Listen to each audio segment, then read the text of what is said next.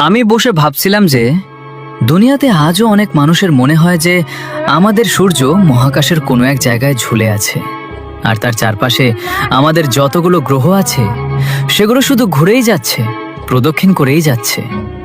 আর ঠিক এই জিনিসটাই আমাদের স্কুলেও শেখানো হয়েছে যে সূর্য শুধু সেখানে আছে আর তার চারপাশে 9টি গ্রহ আছে যেগুলো ঘুরছে।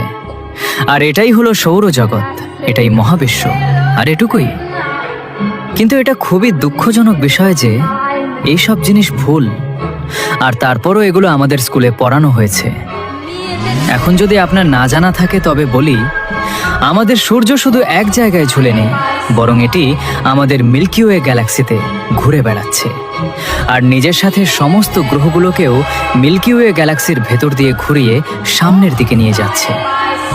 কিন্তু এখন আপনি হয়তো আমাকে জিজ্ঞেস করবেন যে যদি সূর্য ঘুরতে থাকে আর গ্রহগুলোও তার সাথে ঘোরে, তাহলে এই সূর্যটা কার চারপাশে ঘুরছে? আর যখন আপনি জানতে পারবেন যে আমাদের সূর্য কার চারপাশে ঘুরছে, তখন আপনারও গায়ের লোম খাড়া হয়ে যাবে। কারণ আমাদের সূর্য একটি সুপার ম্যাসিভ ব্ল্যাক হোলের চারপাশে ঘুরছে, যার নাম স্যাজিটেরিয়াস এ স্টার। এমন একটি ব্ল্যাক হোল যা আমাদের মিল্কি ওয়ে গ্যালাক্সির ঠিক মাঝখানে অবস্থিত, আর আমাদের সূর্য প্রতিবার এর চারপাশেই চক্কর লাগায়।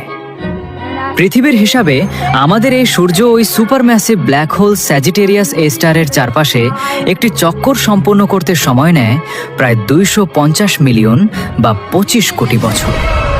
আর আমাদের সূর্যের জন্ম হয়েছিল আজ থেকে প্রায় 4.5 বিলিয়ন বছর আগে, এবং এরপর থেকে এটি স্যাজিটেরিয়াস এ স্টারের চারপাশে প্রায় 20 বার চক্কর সম্পূর্ণ করে ফেলেছে।